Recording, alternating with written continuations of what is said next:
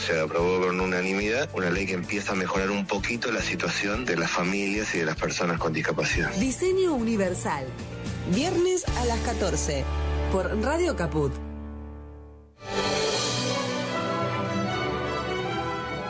Soy Osvaldo Bayer.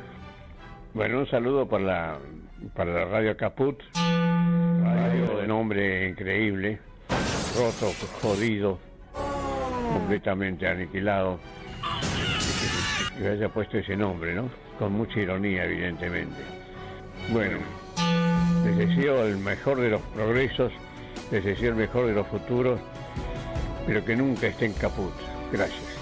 Pero que nunca estén caput. Radiocaput.com.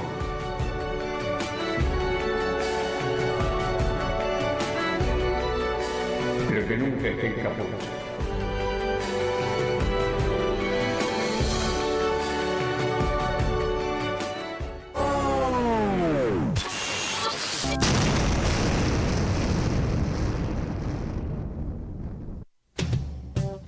Radiocaput.com. Estás conectado. Estás en Caput.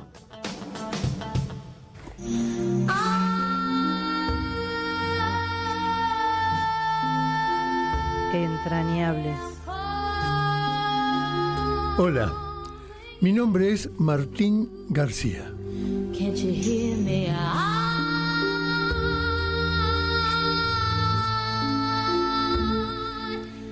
Del tomate, se dice, del marote.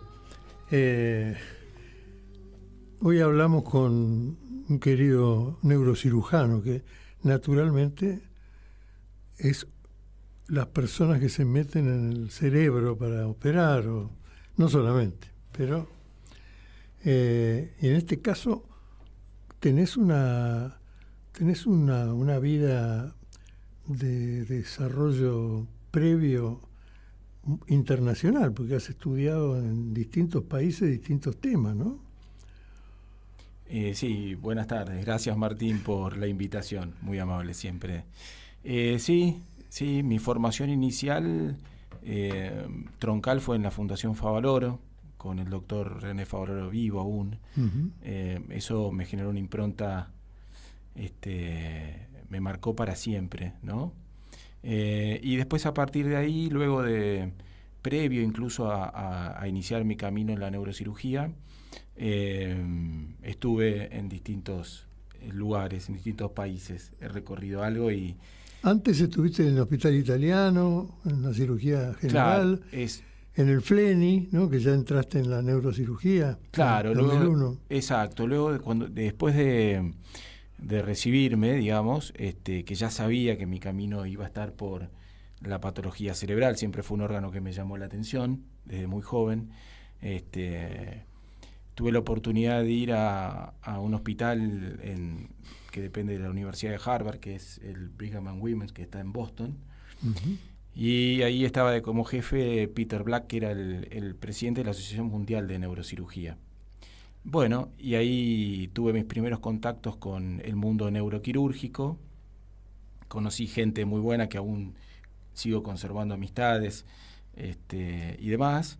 Bueno, ahí hice mis primeros pasos. ¿Después fuiste a Australia?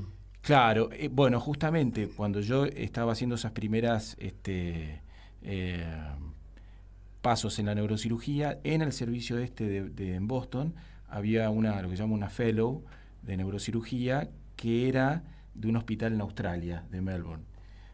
Justamente el jefe de ahí de Boston era uno de los máximos referentes en tumores de cerebro, y otro era Andrew Caillé, que estaba en Melbourne. Bueno, y ella me dijo, cuando vos termines tu formación en Argentina, me gustaría que vengas a profundizar allá, que es un servicio muy lindo, muy importante y demás. Así que así fue. Después de hacer mis pasos y mi formación inicial en la residencia acá en Buenos Aires, primero hice un año de cirugía general en el Italiano y luego hice la formación propia en neurocirugía en FLENI. Después estuviste en Bélgica. Más adelante, después que voy a Australia en el 2010, y sí, después estuve en Bélgica, porque ya ahí tenía interés sobre lo que recién aparecía, que era la endoscopía cerebral. Entonces, ¿Qué viene a ser qué? La endoscopía cerebral es lo mismo que para el abdomen, es tratar de controlar, tratar, diagnosticar patología cerebral a través de un orificio y no a través de una cranectomía, que es una apertura más amplia, ¿no? Se utiliza también para patología que está dentro de los ventrículos, es decir, es muy específico. Es un complemento más a la neurocirugía. No ha sido después, luego de 15 años, no ha sido un gran avance en definitiva. Eso fue en Bélgica y más.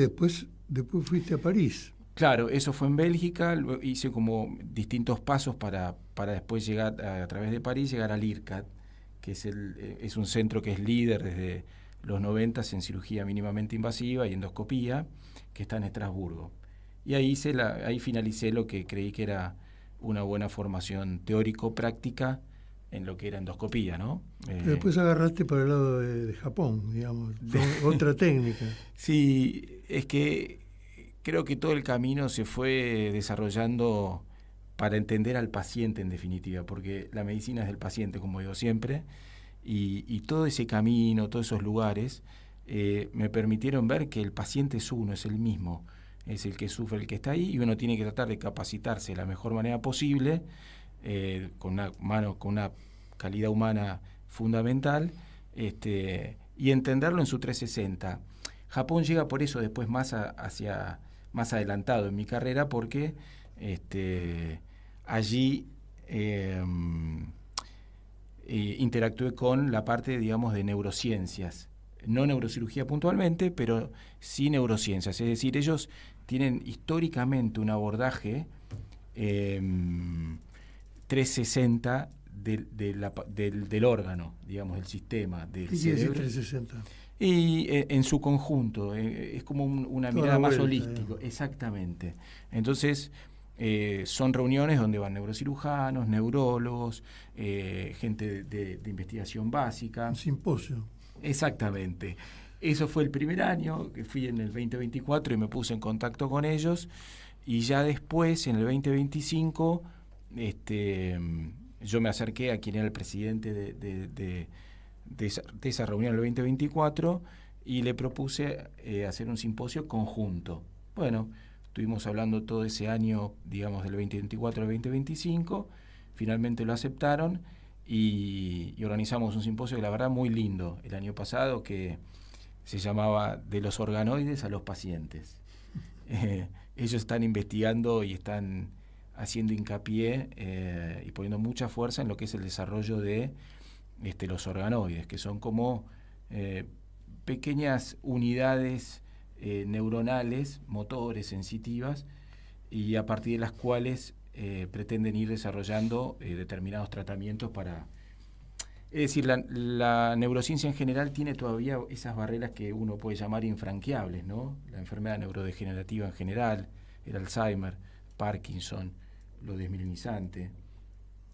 Eso todavía, si bien han habido grandes avances de lo farmacológico y demás, todavía son oscuras. Es una zona oscura. Y ellos, a través de este desarrollo de estas unidades biológicas para investigación, creo que ahí van a ir encontrando algo muy interesante. Sí. Vos sos director de un área de un hospital que trata este tema, ¿no? Sí, yo soy jefe de servicio de neurocirugía del Hospital de Ezeiza. Estoy allí el año 2020. Comencé las charlas previo a la pandemia y después durante la pandemia ya seguí. Y allí siempre la intención, lo que se armó fue un departamento de neurociencias, ¿no? Siempre con esta mirada hacia el futuro.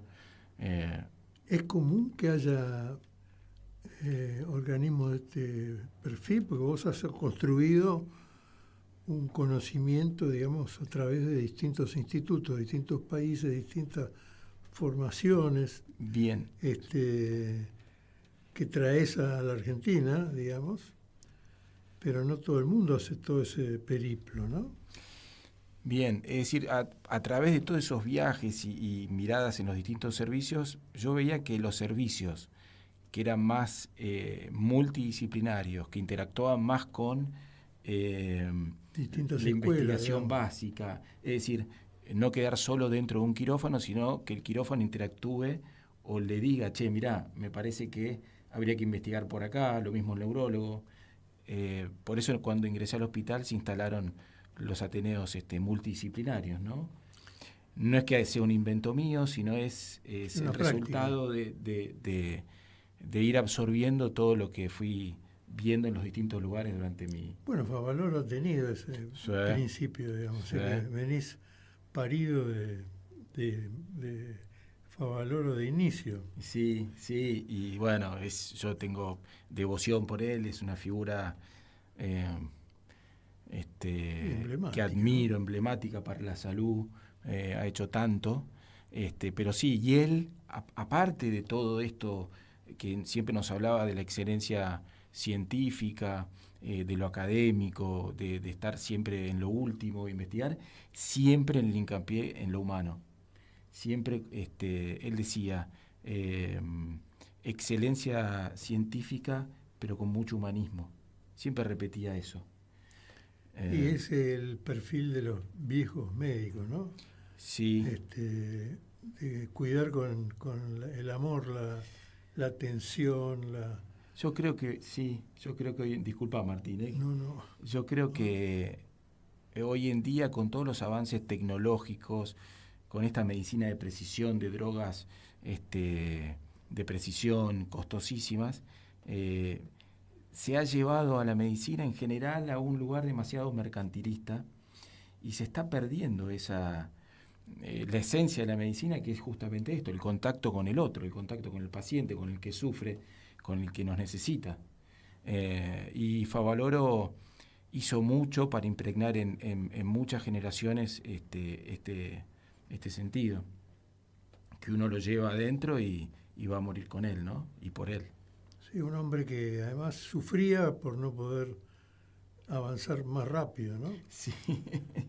Sí, yo tuve contacto con Favaloro. Era así. Sí. Muy humanista, mucho carácter, mucha decisión, ¿no? Sí. Muy enfrentar los problemas y imponer las mejores técnicas.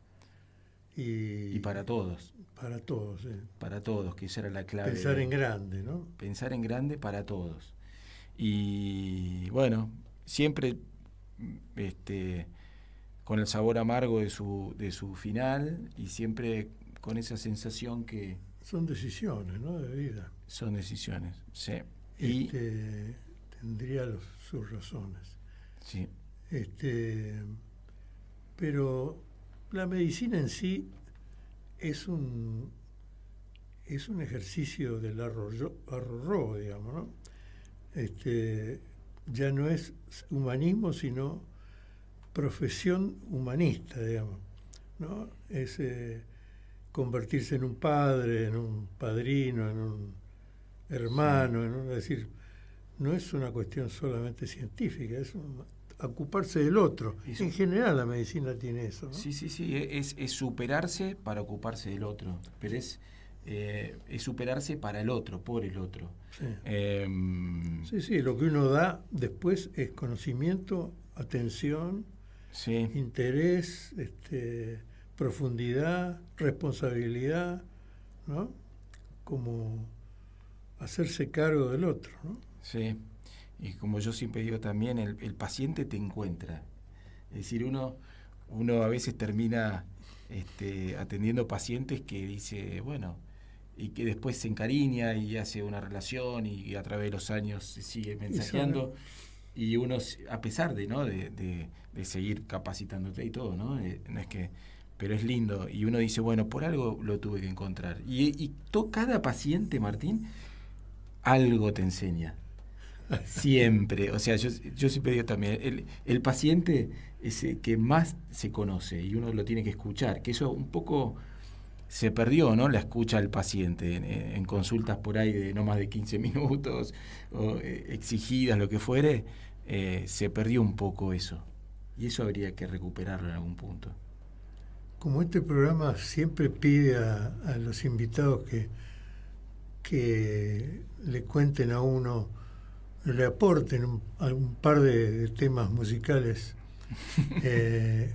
porque muestra otra parte, digamos, el espíritu. Vamos a escuchar a Serrat.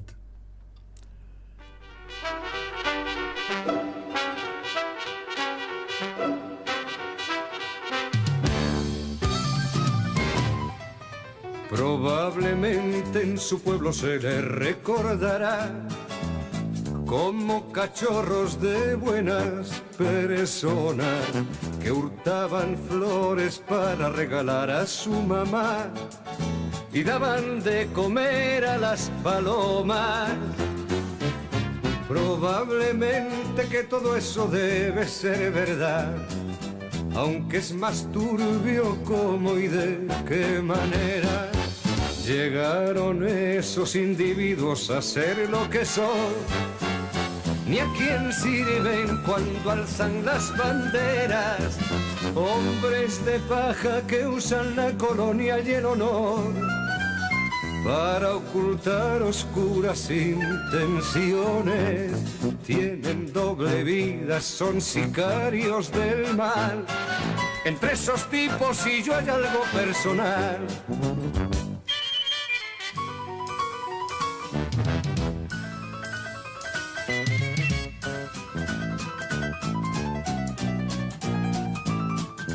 Rodeados de protocolo, comitiva y seguridad, viajan de incógnito en autos blindados, a sembrar calumnias, a mentir con naturalidad, a colgar en las escuelas su retrato. Se gastan más de lo que tienen en coleccionar espías, listas negras y arsenales. Resulta bochornoso verles fanfarronear, a ver quién es el que la tiene más grande. Se arman hasta los dientes en el nombre de la paz, juegan con cosas que no tienen repuesto, y la culpa es del otro si algo les sale mal. Entre esos tipos y yo hay algo personal.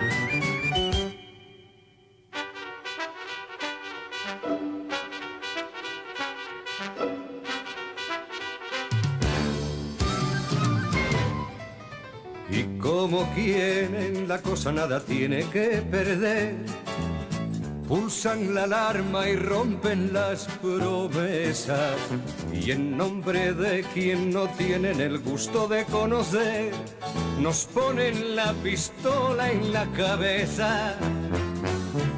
Se agarran de los pelos pero para no ensuciar, van a cagar a casa de otra gente y experimentan nuevos métodos de masacrar, sofisticados y a la vez convincentes.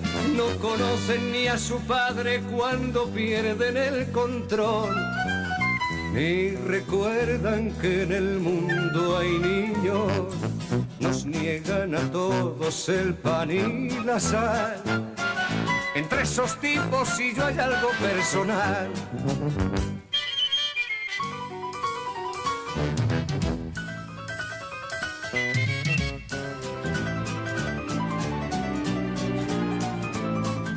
Pero eso sí, los sicarios no pierden ocasión de declarar públicamente su empeño en propiciar un diálogo de franca distensión que les permita hallar un marco previo que garantice unas premisas mínimas que faciliten crear los resortes que impulsen un punto de partida sólido y capaz de este a oeste y de sur a norte, donde establecer las bases de un tratado de amistad que contribuya a poner los cimientos de una plataforma donde edificar un hermoso futuro de amor amor y paz.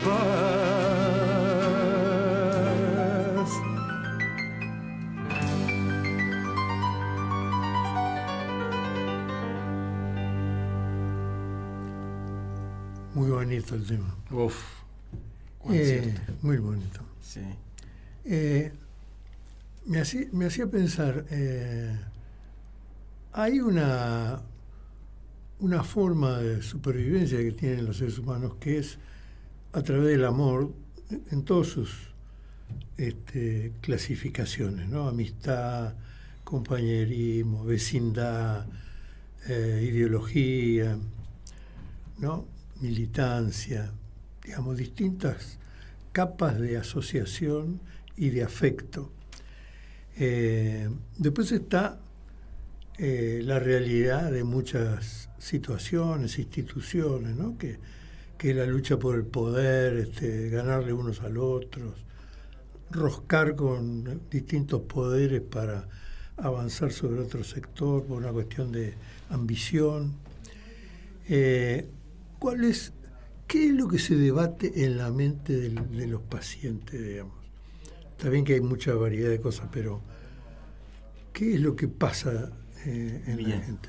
Bueno, escuchaba la canción y hay un momento que dice, juegan con aquello que no tiene repuesto. Claro. Y yo creo que eso es clave en lo que es la salud y lo que nos está pasando hoy en día más que nunca.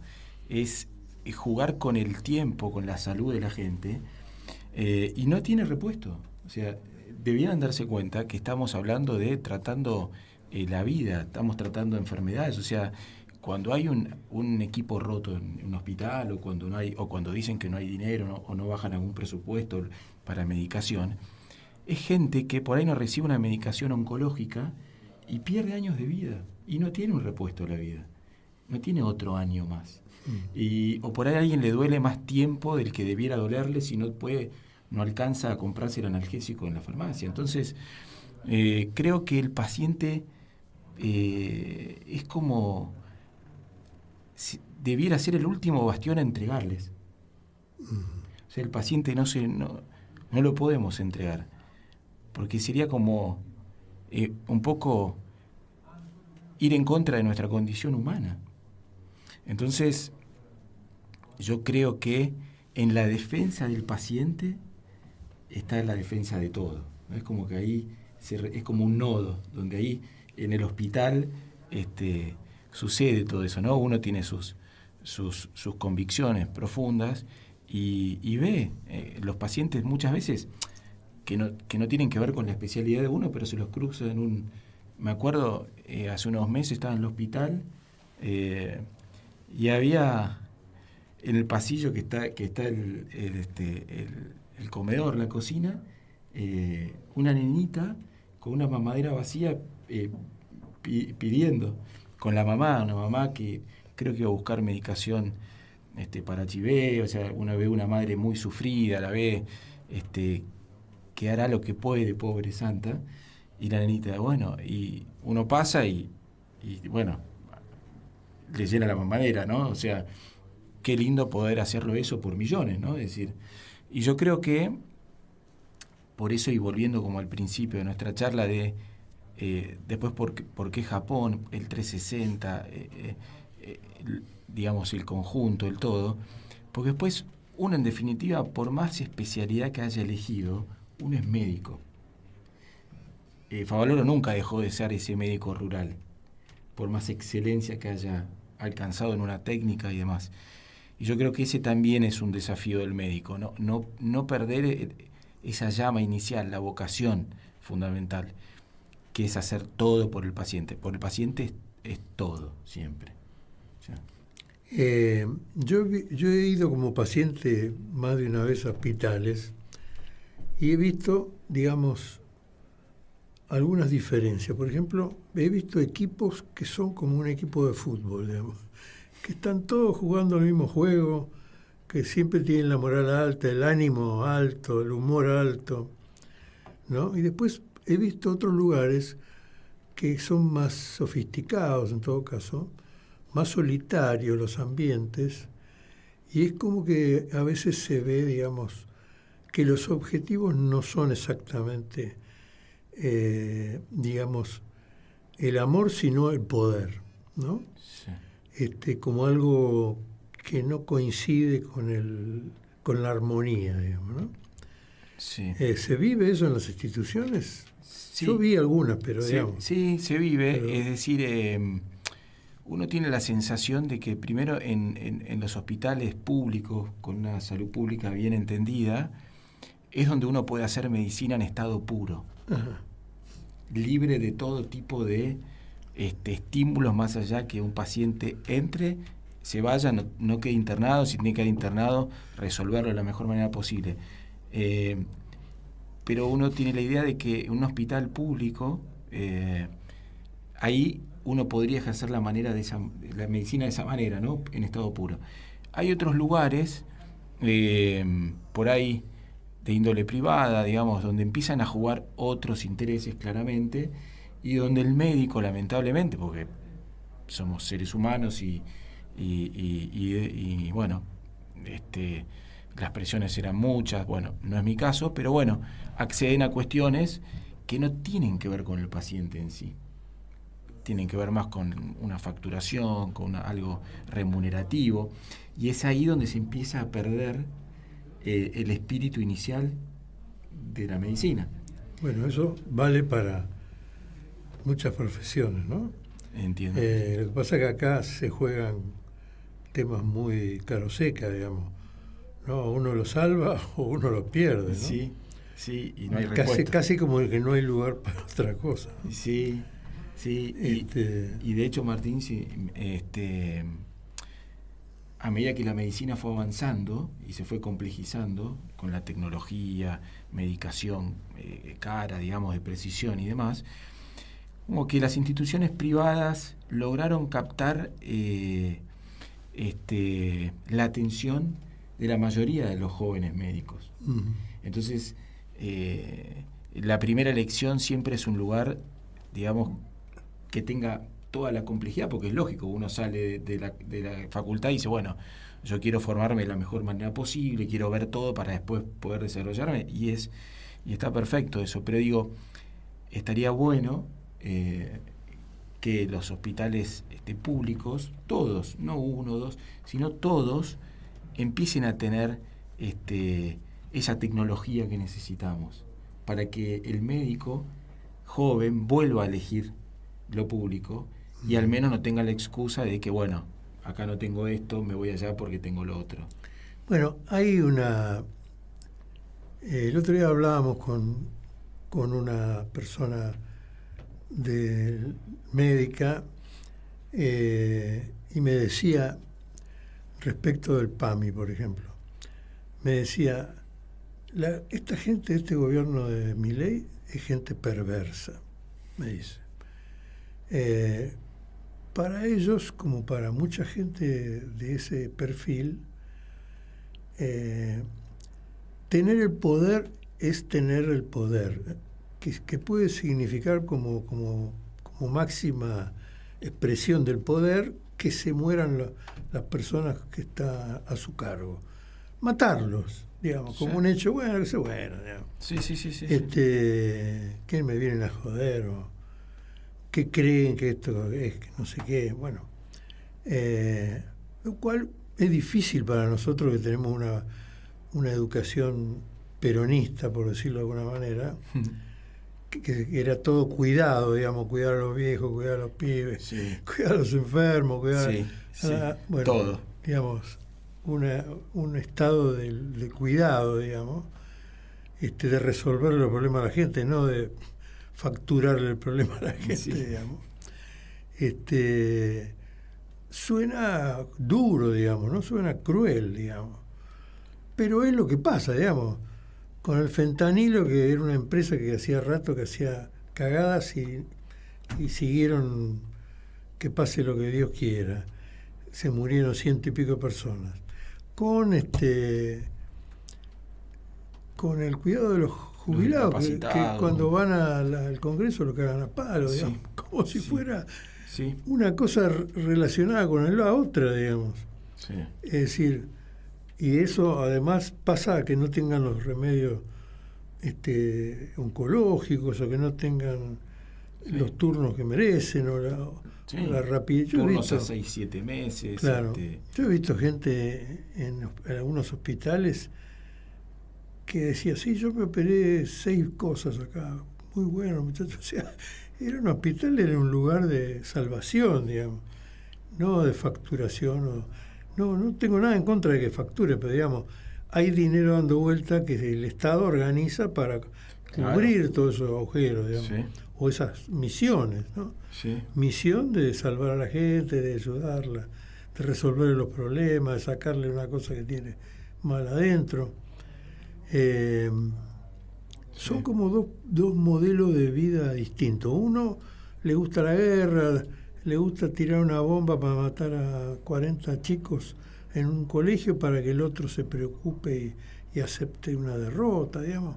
Cosas que para el humanismo son ridículas, digamos, y al mismo tiempo son graves, ¿no? Sí, muy graves. Y quizás en algunos sectores, digamos, de gobiernos como el de Milei, además de luchar contra las enfermedades, hay que luchar contra las enfermedades de las autoridades, ¿no? Sí. Que tienen mierda en la cabeza, entonces todo lo que sale de ahí es peligroso para la gente, ¿no? Sí, y la gente pobre termina creyéndose que es todo lo que merecen, que no merecen más. Claro. Que ir a un hospital y esperar 9 meses está bien, porque no tengo prepaga. Ir a un hospital y no poder hacerme rápidamente una videocolonoscopía, no es normal, porque no tengo prepaga. Y no es normal. Este es un país que tiene toda una tradición de una salud pública. Sí, Carrillo ha generado, digamos, toda una cultura. Digamos. Y exactamente. Hoy y estos hospitales que hizo Carrillo, si Carrillo hoy, versión 2026, a hoy hubiera hecho, pero torres de 10 pisos con toda la tecnología, porque no es que uno ve esos hospitales y dice, bueno, esto hizo Carrillo. No. Llevado a hoy, eran lugares de alta tecnología, de una estructura hospitalaria increíble. Eso es lo que hay que recuperar y lo que hay que hacer. Sí, me daba gracia los comentarios de algunos compañeros con Evita que le decían, no, pero mármol de Carrara, ¿para qué va a poner mármol de Carrara en el hospital? ¿Y por qué no lo voy a poner? Sí. No, pero sí, hay gente humilde que viene acá. ¿Y cuál es el problema? Que no, la gente humilde no merece mármol de Carrara. Sí, el pensamiento de Evita es tan cruzado con el pensamiento miserable del valor de las cosas, como máxima aspiración o calificación, ¿no? No, y hoy en día, Martín, mirando hacia afuera, los grandes avances tecnológicos, cuando nosotros fuimos muchas veces motores de eso. El CONICET, su creación con Hussey en 58, 59, no recuerdo bien el año, precisamente. Bernardo Hussey. Sí, que hablaba que los países ricos son los que invierten en ciencia, y los pobres lo van a seguir siendo porque no lo hacen. Él se percibía, digamos, como parte de un país rico, es decir, nosotros tuvimos esa vanguardia en además, ciencia. claro, nosotros tenemos, por ejemplo, energía atómica desde el principio del peronismo. ¿Sí? Y además una energía atómica que nunca ha generado ningún tipo de accidente, como sí le ha pasado a los rusos con Chernobyl o lo que sea, y Estados Unidos también. Argentina no tuvo nunca ningún accidente en el manejo de la energía atómica. Nos quieren convencer de que no somos inferiores. Sí, de que no tenemos capacidad y que tenemos que depender de la afuera. Y no es así. Tenemos energía, tenemos alimentos. Bueno, hay países que hace tiempo ya se están ocupando de las viandas escolares estatales.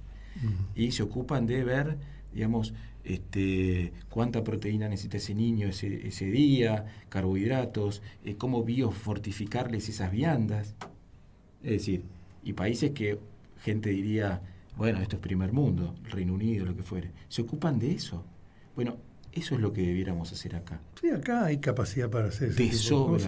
De sobra. si no te cruzas con Petovelo, eso que no reparten los alimentos que tiene el Estado guardado. Sí, creo que prefiere que la gente se cague de hambre. Sí, está a cargo de Capital Humano, ¿no?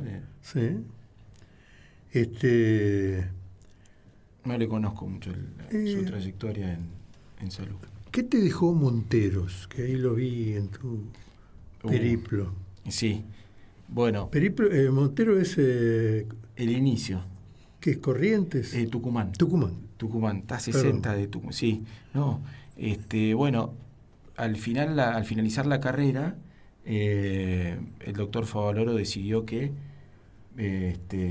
vayamos a conocer realmente como la realidad del país, de nuestro país, de la salud, entendiendo que nos estábamos formando en el centro de la ciudad y demás. Dijo, no, yo quiero formar médicos que se empapen de todo esto, ¿no?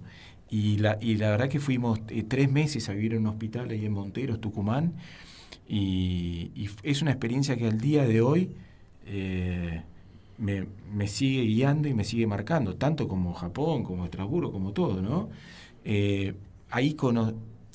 Pero uno hace ese análisis por ahí a la vuelta.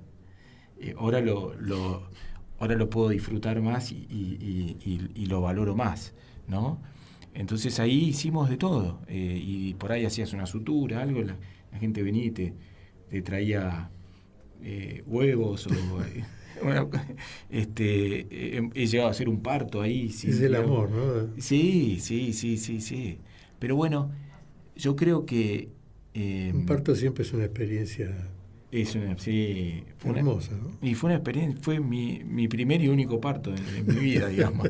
Me acuerdo que nos quedábamos como de guardia, ¿no? Los que estábamos ahí, y el que quedaba de guardia, bueno, quedaba esperando lo que podía llegar. Y me tocan la persiana y que era la partera, la señora me dice, doctora, hay un parto. Yo, imagínate, agarraba el libro de obstetricia, ¿cómo va?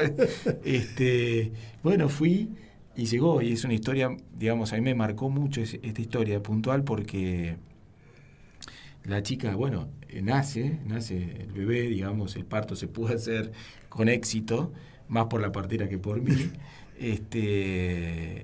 y ahí entendí qué era lo que Favaloro quería que uno entienda, ¿no? Y comprenda. La chica se había hecho 7 kilómetros en bicicleta, trabajaba con una escalerita, sacaba los limones en la plantación, me contó, y vino, habiendo roto bolsa, 7 kilómetros en bicicleta, tiró la bicicleta, entró, bueno, de hecho cuando vuelve a la sala me dice, doctor, no puedo alcanzar la bicicleta que la dejé afuera. Sí. Y yo con el librito, ¿no? Mire, tiene que quedarse así, este es el plan de alimentación, el antibiótico, el puerperio, no sé. Bueno, se tiene que quedar tanto ahí. Me dice, no, yo mañana me tengo que ir porque no puedo perder el trabajo, me decía. Bueno, fui y le traje la bicicleta, se la dejé al costado de la cama y efectivamente al otro día cuando me despierto, ella se había ido y había dejado al bebé ahí. Y son realidades que Cuidado. Sí, son realidades que son muy duras, pero... Muy humanas, ¿no? Muy humanas. Y yo creo que todas esas experiencias te obligan en algún punto. ¿Y Japón qué te dejó? Porque es otra cultura, ¿no? Sí, no bueno. Sé, a lo mejor uno aprende mucho de técnica, pero no entiende mucho algunas cosas. Bueno, es enriquecedor. Es muy enriquecedor, fue muy enriquecedor. Me dijo, tienen un respeto por el conocimiento que es admirable. Uh-huh. El conocimiento para ellos es todo. Tienen digamos, estimulan mucho este trabajo en equipo, en grupo, como te decía, en neurociencias hay neurocirujanos, neurólogos, investigadores básicos, bioingenieros. De hecho, en esto de los organoides hay de todo, ¿no? Y de hecho por ahí te preguntaban o te preguntan, bueno, esta unidad biológica, si fuera un paciente, ¿qué podría suceder? Y uno del otro lado le responde. Es decir, de Japón está todo ese tema de siempre intentar la excelencia académica integrada, ir al futuro. Ellos están... El año pasado fue el 50 aniversario de la Asociación de Neurociencia Japonesa. y ellos se decían que era el primer paso a la número 100. Y ya tenían estipulado, digamos, ¿qué objetivo? El objetivo a futuro. Y ellos están dentro de lo que se llama un proyecto de cerebro digital, que hay uno en Japón, otro tiene la Unión Europea, otro Estados Unidos, donde ellos quieren ir a un modelo digital de cerebro, digamos, un cerebro donde uno puede interactuar con él a través de moléculas digitales. Bueno, yo vi generando... en el tema del fotógrafo que fue, digamos, atacado por un policía, Grillo, sí, que una etapa de su tratamiento fue incorporarle una parte de cabeza que venía con inteligencia artificial, digamos, para compensarle partes que había sufrido al volarle los sesos, digamos, ¿no? Sí, sí. Y dije, bueno, ahí hay ya una especie de construcción técnico-humana, ¿no? Sí, siempre que hay un trauma de cráneo y se hace una cranectomía descompresiva, no conozco el caso puntual, conozco el caso de él, por supuesto, sí, sí, pero no es lo técnico de lo quirúrgico, pero se hace una cranectomía descompresiva y en el tiempo se vuelve a colocar lo que es la plaqueta, y esa plaqueta se hace a través de impresiones 3D o de distintas maneras. Pero sí, eso existe, pero lo que ellos están viendo allá es más desde lo molecular, desde intentar mielinizar. Una bioingeniería. Exactamente. Intentar mielinizar lo que no está mielinizado. Intentar devolver un núcleo neuronal al tronco. Un poco Dios, ¿no? Otra vez. El camino a Dios. Sí, puede ser esa también. Puede ser. La perfección acerca a Dios. Decía un maestro mío. Un poquito de música, porque tenemos otro tema que eligió Gustavo Pirulo.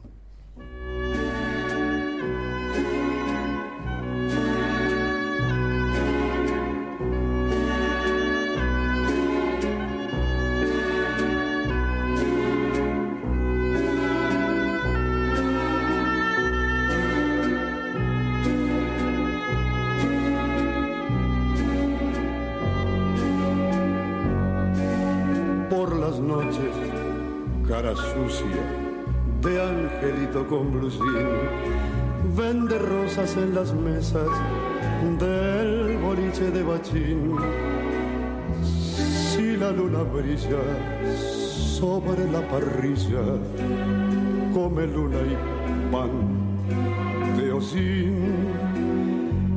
Cada día en su tristeza que no quiere amanecer, lo madruga un 6 de enero con las estrellas del revés, y 3 reyes gatos roban sus zapatos, uno izquierdo y el otro también. Chiquilín, dame un ramo de voz, así salgo a vender mis vergüenzas en flor. Baleame con 3 rosas que duelan a cuenta del amor que no te entendí, chiquilín.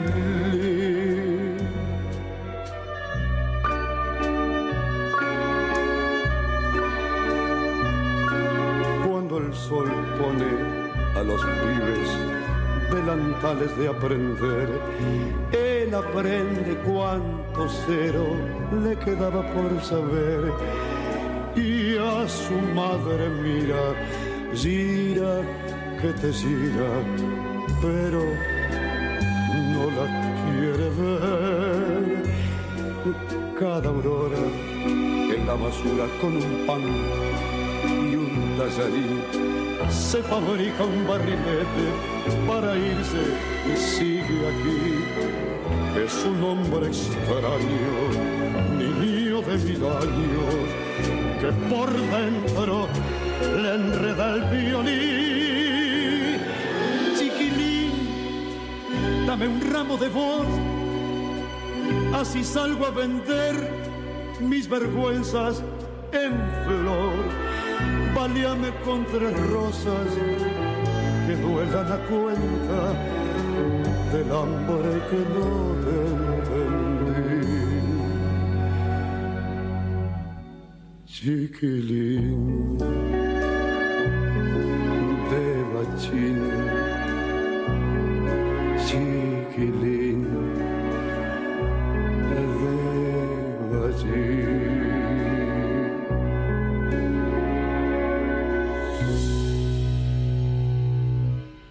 Roberto Goyeneche, tremendo cantante. Hay gente que se siente superior por manejar técnicas de salud. Sí. Sí. Tremendo. Sí. Sí, es lo peor que puede haber para un paciente eso. ¿Qué es el camino a ser Dios, digamos? El camino, sí, es creerse superior. Pero es la soberbia del ignorante que solo desarrolla una técnica y nada más. Es decir, esa fellow que yo te comentaba que conocí ahí en Boston, que después se fue de joven, volvió a su Melbourne natal, hoy es jefa del servicio y presidente ha sido de Asia Pacífico. Yo tuve la oportunidad de volver un par de veces más, ahora en 2024 la última vez. Termina la cirugía y ella, entre cirugía y cirugía, ella trapea el piso. Atiende indigentes. Mira. Australia. Hace ejercicio de la humildad. O sea, Australia se puede, y es un servicio de referencia. Se autopone en un espacio de humildad para no irse a la mierda. Y sí. La medicina es del paciente, ¿no? Esto, bueno, el hambre que no te entendí, dice la canción, ¿no? Y hay que entender. Es eso, es entender la vulnerabilidad del otro, entrar ahí y resolver con excelencia, no solo humanismo, excelencia científica. Es decir, bueno, uno tiene todas las herramientas, pero ojo, tenerlas todas para el otro, para ayudar, para resolverle. Sí, el dar, ¿no? El dar, sí. Ya bastante satisfacción tiene uno de poder acceder a resolverle algo a los demás, ¿no? Pero bueno, yo creo que como país tenemos una tradición muy rica en esto y hay que hacer el esfuerzo de no perderla. Sí, Carrillo ha dado toda una escuela, ¿no? Una filosofía, digamos. No siempre le ha ido bien, porque, claro, cuando la Iglesia Católica se puso en contra de Perón y empezó a criticar, digamos, todo lo que hacía el peronismo, bancó los bombardeos a Plaza de Mayo con 300 muertos, con casi 1000 heridos. Ahí hubo, digamos, una especie de presión sobre Carrillo que de alguna forma lo hizo perder su lugar, digamos, en el manejo de la salud pública, irse a Brasil, terminó pobre, viviendo mal. Después de haberlo dado todo, porque la verdad que lo que nos dio Carrillo como país, como pueblo, ha sido un aporte enorme. Enorme, ¿no? Pero enorme. Y hoy hay otra cosa, Martín, que también me preocupa, y yo le llamo el sanitarismo líquido, como Bauman, el concepto de lo líquido de Bauman, ¿no? De algo efímero, algo superficial, poco profundo y sólido. Y es el concepto de que el sanitarismo es algo que uno lo puede aprender de un curso de gestión hospitalaria o en la teoría. Y yo creo que el sanitarismo es consecuencia de años dedicados al asistencialismo. Carrillo llega a ese sanitarismo después de tamizar años de asistencialismo. Entonces, hoy,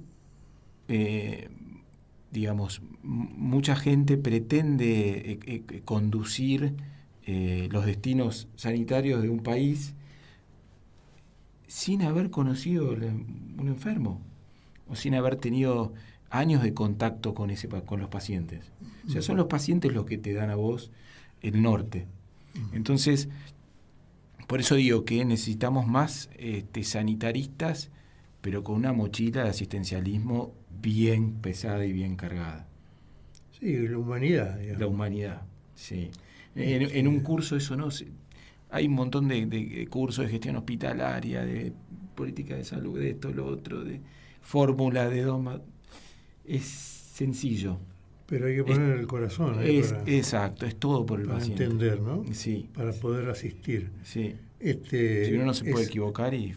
Es el destino inevitable del amor, digamos, ¿no? Sí. Por lo cual uno hace esto o aquello. Sí, sí. Y más en este caso, ¿no? Sí, sí. Es toda una escuela de vida, ¿no? Sí.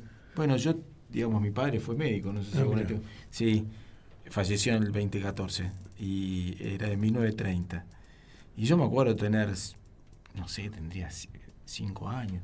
Y él me llevaba a ver los pacientes, no entro, pero me acuerdo en el pasillo del hospital y de la mano, o después, no sé, un sábado a la tarde tenía que ver pacientes y yo en el auto esperando, o ir a ver una tía que está enferma, algo, no sé qué, en el barrio, y ir y estar ahí y ver, y creo que eso también me marcó. Y es una escuela, ¿no? Es una práctica también me marcó, amorosa, y venía de esa medicina paternalista en el buen sentido, sí, humana, ¿no? Es decir, de mal ponerse la al lado definición, del paciente, claro. No arriba. No, al contrario, digamos. Exacto. Es un abrazo, ¿no? Un abrazo. Una forma del abrazo. Sí, y que se sienta contenido, seguro. Siempre la palabra es fundamental. Siempre después de operar ir y hablar con la familia, explicarle bien todo, que comprendan. Cuentas claras conservan la amistad. Exacto. Contarle cada cosa que se le hace. Esto lo hacemos por esto, por esto, por esto. Bueno, la esencia, la medicina es del paciente. No me voy a cansar de repetirlo. Por más que se la quieran oír los laboratorios o quienes quieran, la medicina es del paciente. Muchas gracias, Gustavo. La verdad que ha sido una lección valiosa para mí.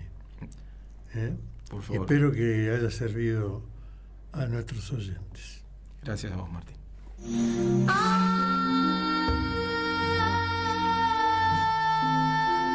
Entrañables. ¿Nos encontramos el martes que viene? Gracias. Can't you hear me?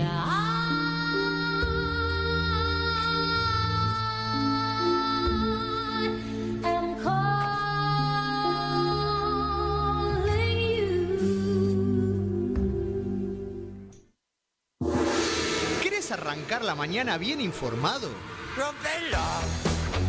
Infosiberia, las noticias en tu celular.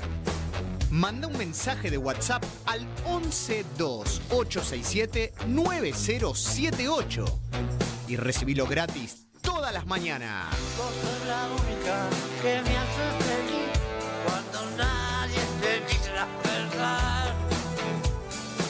Infosiberia, las noticias en tu